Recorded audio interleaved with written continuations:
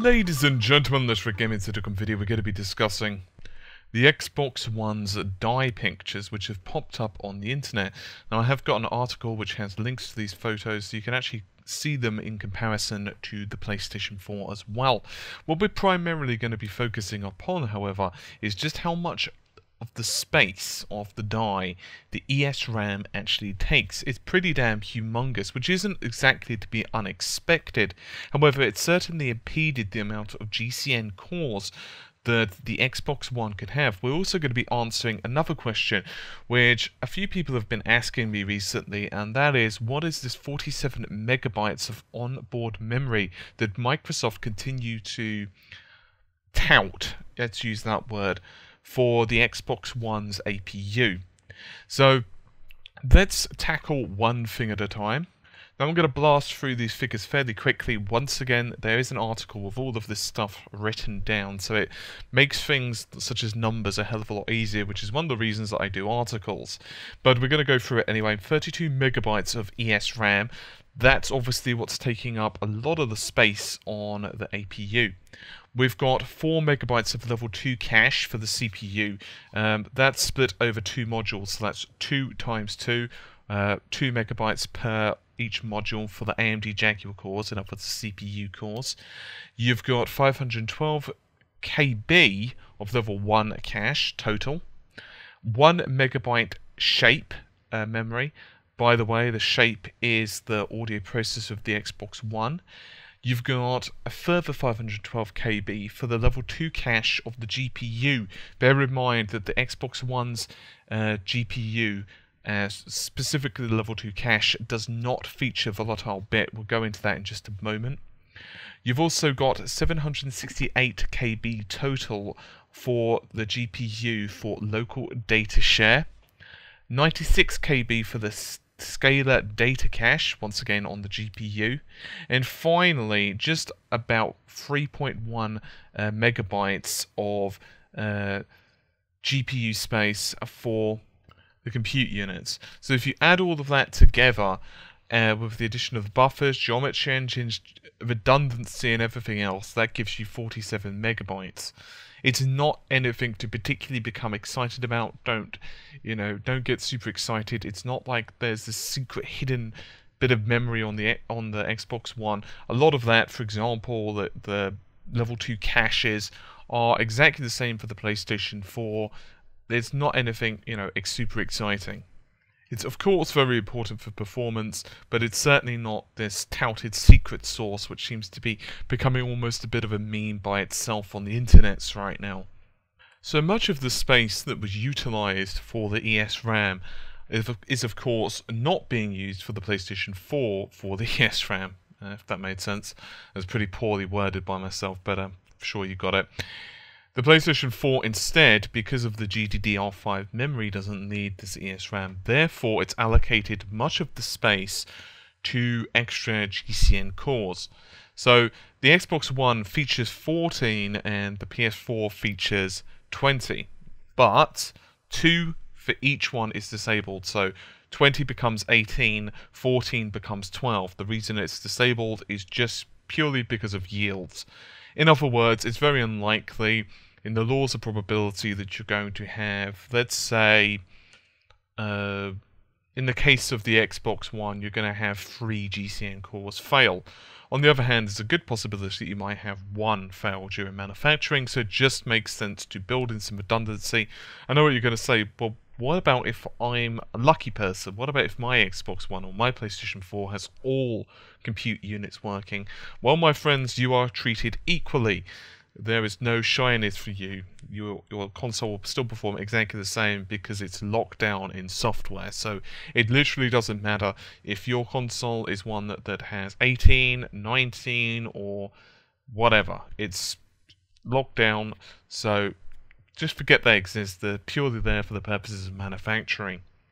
So in terms of CPU speed, we can see that the Jaguar cores, unsurprisingly, take up pretty much exactly the same amount of space as you'd expect. Both Jaguar cores also, of course, feature the same amount of level 2 cache. They also feature the same amount of level 1 cache. Pretty much everything's identical, including the fact that they're, of course, out-of-order execution. Both AMD Jaguar x86/64. The major difference is that we believe the Xbox One's CPU is about 150 MHz faster. That puts it at about 10 G-flops extra in terms of computing performance. I'll say that again, at G-flops, 10 G-flops, not T-flops, G-flops, because CPUs do not have as much oomph as the GPU. That's just how it works. Think of the CPU as the brains of the operation, and think of the GPU as the grunt. In other words, it does most of the heavy lifting, especially when it comes to compute. So most of the primary difference, as you can see, is actually focused upon the ESRAM and the actual GPU itself. The Xbox One's actual GPU enjoys a lot less performance than the PS4's. You've got 1.32 T-flops versus 1.84 with the PS4. That's simply because of the extra GCN cores that Sony have managed to cram onto the die. Despite the fact that the Xbox One's GPU is actually clocked at 53 MHz faster, so it does enjoy an extra speed boost in that regard. It's just not enough to make up for the discrepancy in terms of the amount of compute units available. Now, I did mention earlier that the PS4's GPU, in terms of other bits and bobs, does have a few extras. For example, it does have the level 2 volatile cache, which, by the way, AMD have actually implemented to modern GPUs, for example, the Volcanic Island range. Basically, it also has a much improved compute structure. Now, volatile bit basically allows you to selectively delete/modify one line of code which is stored in the level 2 cache. Meanwhile, improved compute structures allow you pretty much to be able to execute code much more efficiently when it's actually being held for the GPU to process at a time where it's not processing, say, graphics commands. So let's say there's a compute command where it has to, I don't know, calculate the difference between X and Y. Let's just make something up. And that's a compute command. It has nothing to do with textures. On the PlayStation 4, it will have more of a chance to be able to actually execute those commands much more efficiently because it has not only additional aces, 8 versus 2, but it also has many more queues. I've got an article which actually goes into a lot of in-depth, so if you actually click on the link, there's actually another link inside this article where it says click here for more information on ACE/compute structure, and it will pretty much bore you with all the information that's available. It's a literal plethora, crap ton, and it also shows it versus the modern day AMD GPUs, and you can see just how much of a similarity there is.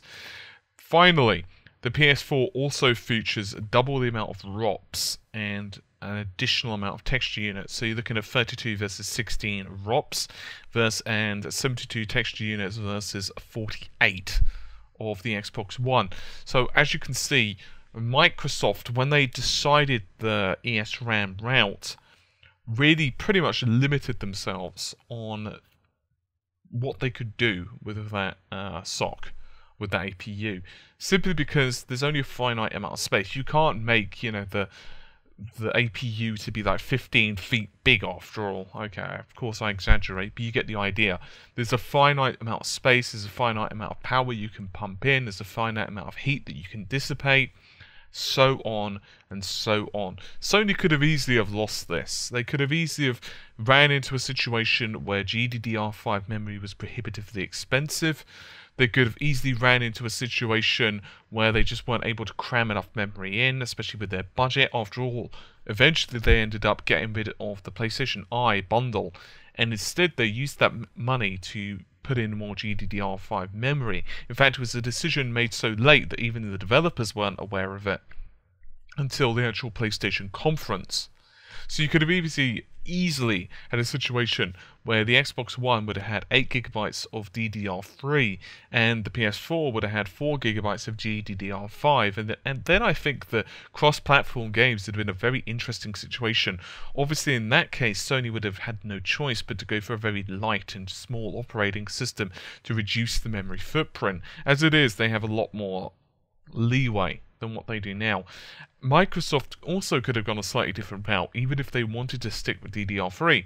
For example, they could have chosen to go with a daughter die. Now, pretty much just means it will attach to the main APU, and they could have used something like 64 or 128 megabytes of memory for this ESRAM if they'd have gone with the, or should I say EDRAM, if they'd have gone with this daughter die scenario. It would have meant higher cost, but they could have traded this in by saying, you know what, we're going to get more compute units. So for example, they could have gone with 14 or they could have gone with 16. And with an additional amount of ESRAM, say 64 or 128, they might have been able to have gotten away with it. Regardless, hopefully you've enjoyed the video. It's been a bit of a whirlwind tour, but there you have it. So I'll see you soon. Take care. Bye for now.